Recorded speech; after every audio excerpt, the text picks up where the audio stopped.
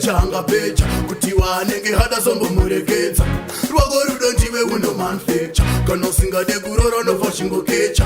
vamwe vakachata vari kwachiyazwa chato wese ukaperera muchecha kunyangwe honeymoon nakwecha wanmiseperemiya kusode muchecha some of them run things there them things never run them there some of them run things there them things never run them there. It's a DJ Anusa production. Top it.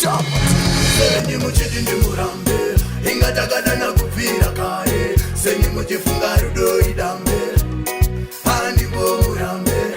senyi muchidi ndi murambe ingatagana na kupira kare senyi muchifunga rudo idambe hani bo murambe fumare mumoyo nyangedire ninengenine fumane mumoyo tia nyangedire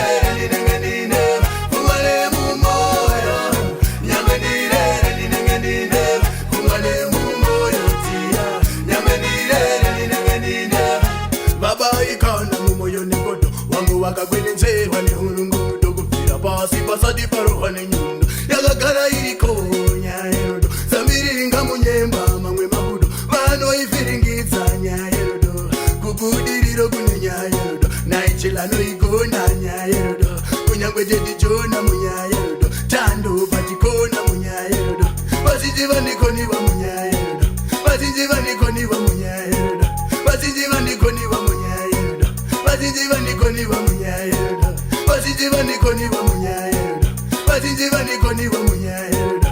senyi muchidi ndi murambe ingatakadana kupfira kare senyi muchifunga rudo idambe hani bo murambe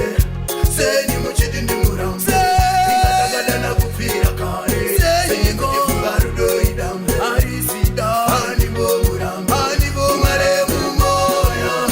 nyangedire ninengenine fumane mumoyo tia nyangedire ninengenine fumane mumoyo